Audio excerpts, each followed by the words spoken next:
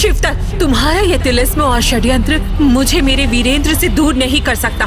मैं सिर्फ राजकुमार वीरेंद्र से प्यार करती हूँ। नहीं, तुम मेरी हो चंद्रकांता, सिर्फ मेरी, और हमारे बीच जो आएगा वो मारा जाएगा। मारे तो तुम जाओगे शिवदत्त। अगर तुमने चंद्रकांता को छूने की कोशिश भी की तो हमारे प्यार की आग में तुम भस्म हो जाओगे। मौत भी जिन्हें जुदा न कर सकी। ये कहानी है उन अमर प्रेमियों की जिनके इश्क के लिए धरती लहूलुहान हुई, साम्राज्य ढह गए और तिलिस्म चकनाचूर हो गए। चुनारगढ़ का निर्दयी राजा शिवदत्त अपनी शक्ति, अपनी शैतानी सेना और अंधकारमय तिलिस्म के बल पर राजकुमारी चंद्रकांता को अपना बनाने निकला था।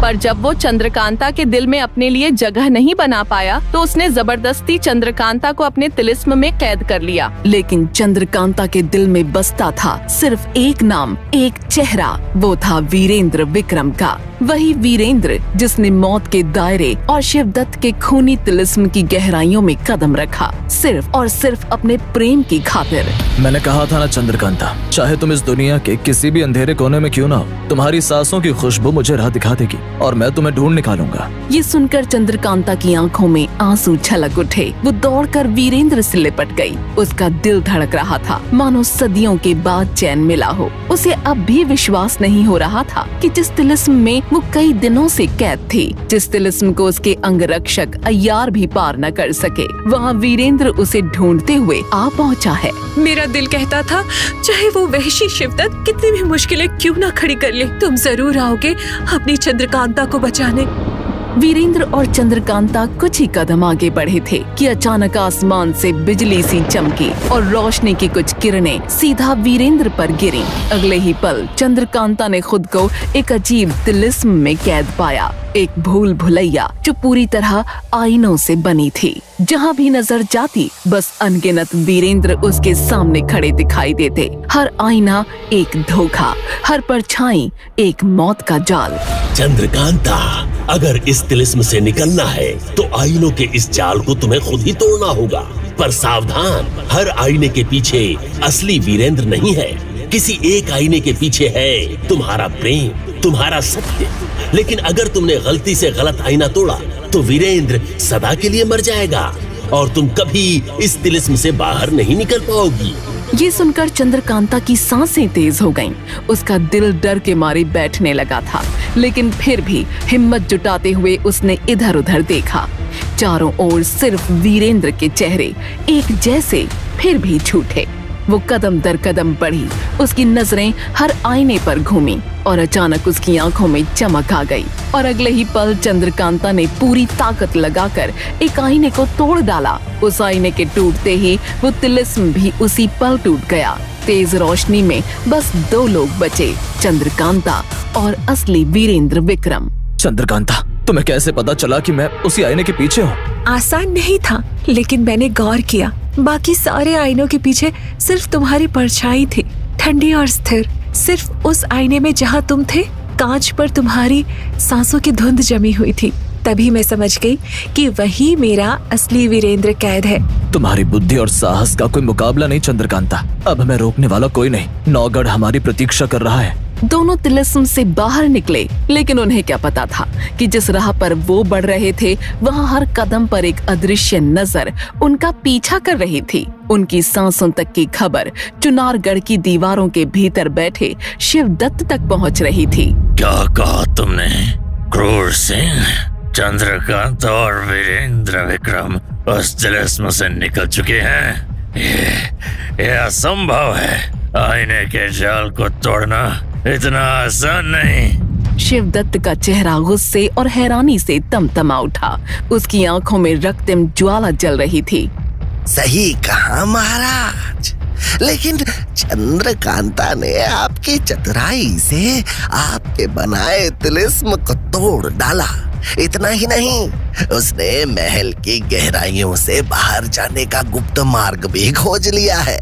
इस वक्त वो और वीरेंद्र उसी रास्ते पर आगे बढ़ रहे हैं। जब शिवदत्त ने सुना कि कैसे चंद्रकांता ने आईनों का जाल तोड़ डाला, और अपने प्रेमी वीरेंद्र विक्रम के साथ भाग गई तो उसका चेहरा गुस्से से लाल हो गया और उसने जमीन पर रेंगते हुए काले नाग की तरफ देखा। वो नाग हवा में उड़कर क्रूर सिंह की तरफ बढ़ा और क्रूर सिंह के चेहरे के पास आकर उसे डसने ही वाला था। तभी शिवदत्त ने उस नाग को उसकी गर्दन से पकड़ा और अपने चेहरे की तरफ किया।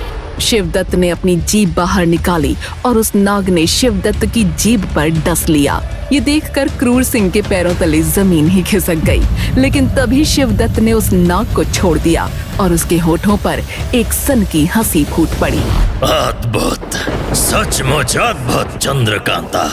अब तक हम तुम्हें सिर्फ एक रूपवती राजकुमारी समझते थे, लेकिन आज जाना कि तुम्हारे पास तेज दिमाग भी है। औरत अगर सिर्फ सुंदर हो तो वो आकर्षण होती है, लेकिन जब सुंदरता और बुद्धि दोनों का संगम हो जाए तो वो अनमोल खजाना बन जाती है। और तुम अब सिर्फ अनमोल नहीं रही, तुम हमारी प्यास बन चुकी हो। वो प्यास जो बुझने के बजाय और भयानक हो रही है, और ये जितनी भयानक होगी इसे बुझाने में उतना ही आनंद आएगा। हम चाहे तो तुम्हें अगले ही पल जबरदस्ती अपने पास ला सकते हैं, पर नहीं, अब हम तुम्हें जीतेंगे, जिसके लिए खेला जाएगा एक नया खेल, एक खूनी खेल। और शिवदत्त की बातों पर क्रूर सिंह के चेहरे पर एक खतरनाक मुस्कान तैर गई। आपकी मुस्कान ही आपका आदेश है महाराज। अब देखिए इस क्रूर सिंह का असली दाव। जब दामिनी के कदम चंद्रकांता की दुनिया में पड़ेंगे तो पूरे का पूरा खेल ही पलट जाएगा। चुनारगढ़ से बहुत दूर अंधकारमय जंगलों के बीच एक काले मंदिर में जलती मशालों की हल्की हल्की रोशनी थी। दीवारों पर झिलमिलाती परछाइयां और बीचों बीच मां काली की विशाल प्रतिमा के सामने एक औरत अपने खुले बालों के साथ मृदंग की ताल पर उन्मत्त होकर नृत्य कर रही थी। जैसे जैसे मृदंग की गूंज तेज होती जाती, ताल पर ताल मिलाते हुए हर थाप पर उसका नृत्य और भी विकराल होता जाता है। और फिर आकस्मिक रूप से मंदिर का विशाल दरवाजा चरमराता हुआ खुला और अंदर एक नकाबपोश अपने कुछ साथियों के साथ प्रवेश करता है।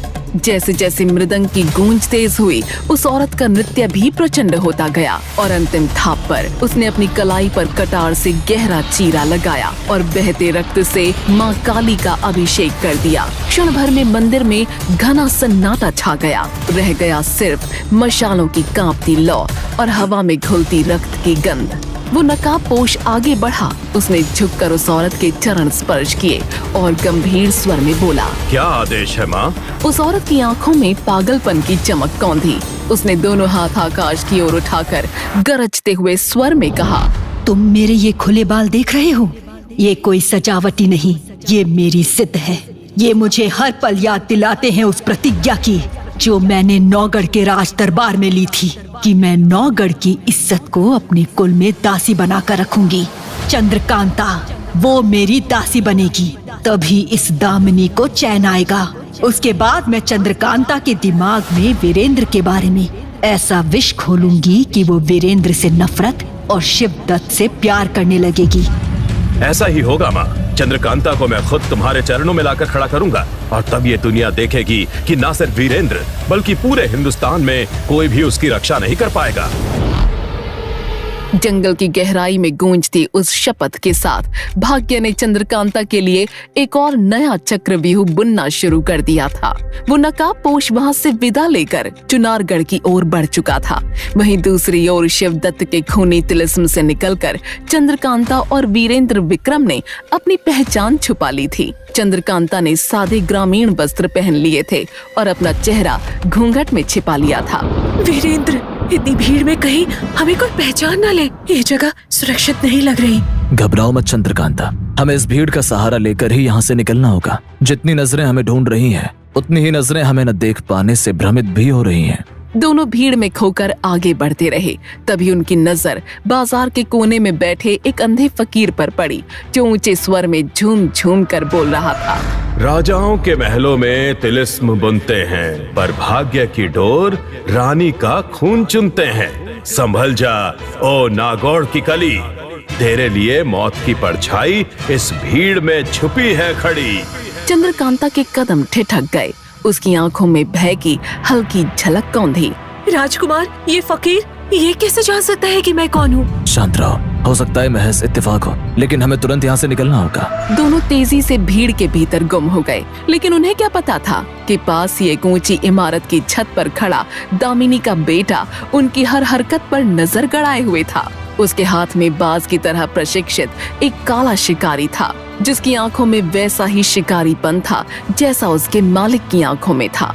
भागो जितना भागना है, लेकिन इस शहर से निकलना तुम्हारे लिए नामुमकिन है राजकुमारी, क्योंकि अब तुम मेरी शिकार हो। और तभी उस नकाबपोश ने अपने शिकारी को हवा में उड़ा दिया। वो तेज आवाज करते हुए एक ही जगह पर घूम घूम कर चिल्लाने लगा, मानो किसी को इशारा दे रहा हो।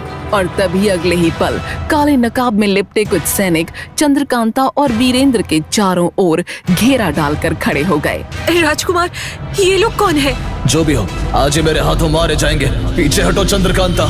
न चाहते हुए भी वीरेंद्र को उन नकाबपोशों से भिड़ना पड़ा। उनकी तलवारें बिजली की तरह चमक रही थीं और वीरेंद्र हर वार का जवाब देता रहा।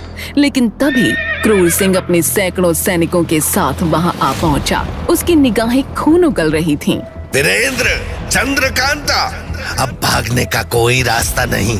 सैनिकों, इन्हें जिंदा पकड़ लो। लेकिन जैसे ही क्रूर सिंह के सैनिक आगे बढ़े, नकाबपोशों की टुकड़ी ने तलवारें तानी। अचानक उस बाजार की गलियों में दो सेनाओं के बीच घमासान छिड़ गया। ये देख क्रूर सिंह मन ही मन बोला, ये कैसे हो सकता है? दामिनी की सेना हमारे विरोध में क्यों लड़ रही है?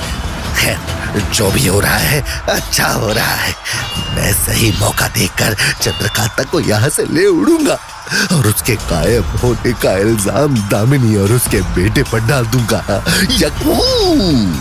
चंद्रकांता सिर्फ और सिर्फ मेरी है। वो ना तो वीरेंद्र विक्रम की होगी और ना ही महाराज शिवदत्त की। चंद्रकांता को सिर्फ मैं ही पाकर रहूंगा। क्रूर सिंह के इरादे साफ थे कि वो शिवदत्त का वफादार होकर भी उनका वफादार नहीं था। उसे तो सिर्फ चंद्रकांता चाहिए थी। लेकिन वो ये नहीं जानता था कि नकाबपोश लड़ाकों की उस भीड़ में एक नकाबपोश ऐसा भी था जो सिर्फ एक सही मौके की तलाश में था। और उसकी निगाहों की तेजी ये बता रही थी कि न वो दामिनी की सेना का हिस्सा था और न ही शिवदत्त की। और तभी इसी अफरा तफरी में वीरेंद्र गंभीर रूप से घायल हो गया। ये देख उस नकाबपोश ने अपने कपड़ों के बीच से कुछ ऐसा निकाला। तभी चंद्रकांता चीख पड़ी, वीरेंद्र! और ठीक उसी समय उस नकाबपोश ने जो चीज निकाली थी उसे जमीन पर दे मारा। असल में वो एक विस्फोटक था जिसकी जमीन से टकराते ही क्षण भर में बाजार धुएं से भर गया। कुछ दिखना असंभव था। जब धुआं छटा तो क्रूर सिंह गुस्से में चिल्लाया, चंद्रकांता और वीरेंद्र गायब हो गए।